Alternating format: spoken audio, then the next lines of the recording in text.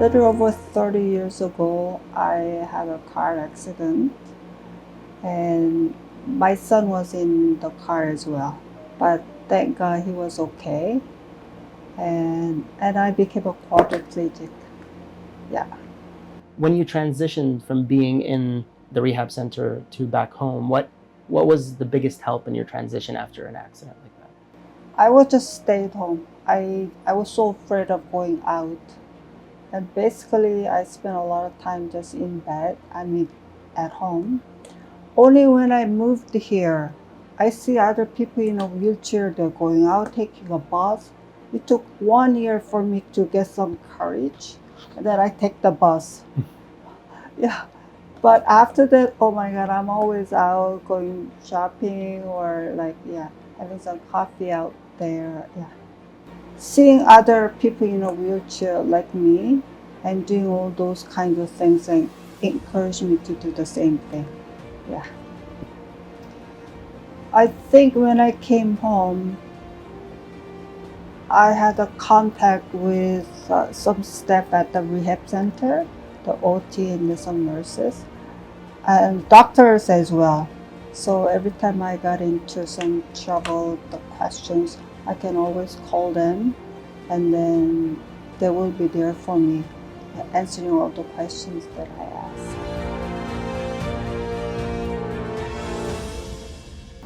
My son was about 3.5 years old at that time, very young, and we used to go outside together. There was a McDonald's near my mom's house. So with my mom, we'll go to the McDonald's, and yeah, it took us anywhere, anywhere. And when my son was a deliver newspaper, I'll go out with him, with mom, three of us, like delivering together. Yeah. It's nice. So it's very important. Without that, I cannot live for another day.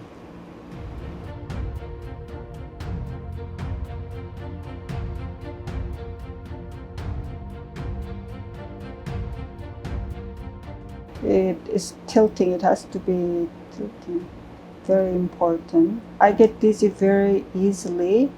When I feel dizzy, I'll just gonna tilt all the way back, and I stay there for a while. Otherwise, I may faint if I keep sitting upright. So that's tilting is important, very important for me. How often do you have to tilt? Depend on the day, but sometimes I have to tilt and stay there for a long, long time. I don't know why.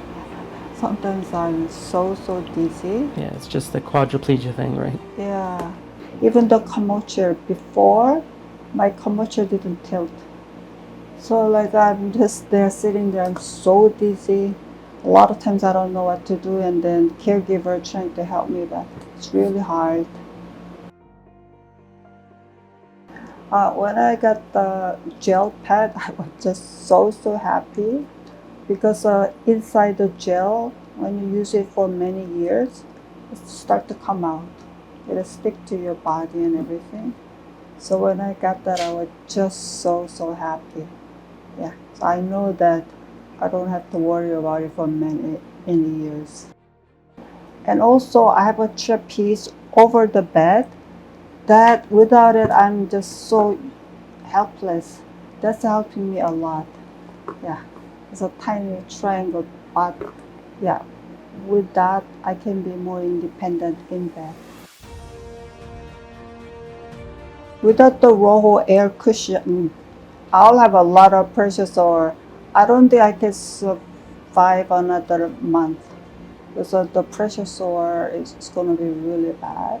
So having a proper bed is very important because I spend a lot of time in bed. So that is probably, I would say, as important as the chair. Yeah. I would say. This is the Roho mattress, which is very important for the preventing the pressure sore.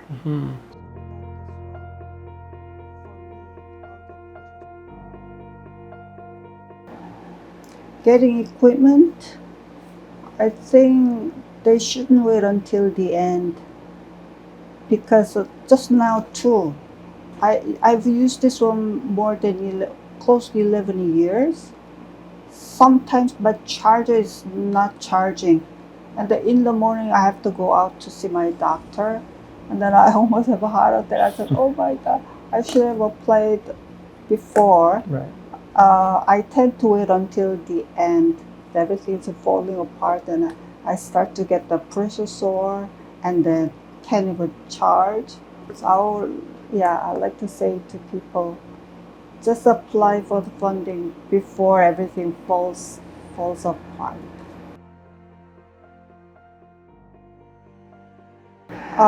For the wheelchair, I think last year, like in the fall, that's the time we applied.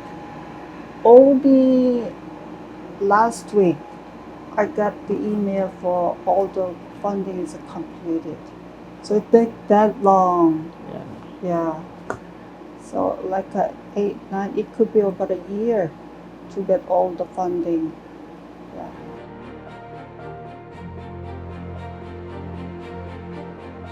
Sherry is from CPA. She's a social worker, and then actually, whenever I need the equipment, I call her and ask for help. So she's been there for helping me applying for this and that, and then trying to get the equipment that I need. Yeah, all these many years. So that's an important part of the process for you to contact the community service providers. Do you think you could do it by yourself? No, no, not even with OT. No, we need Cherry. Yeah. So her job in my life very important to that as well. Yeah.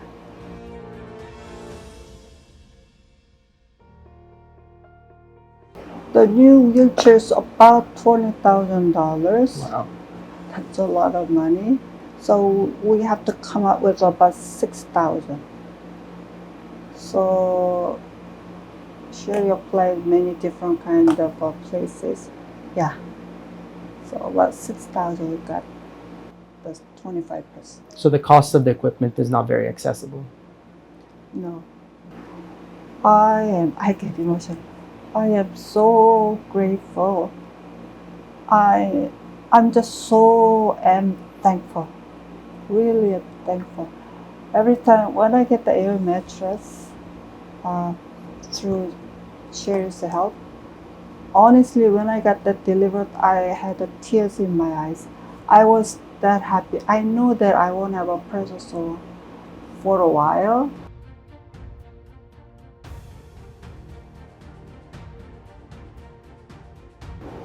For disabled people, the equipment that I mentioned are very important.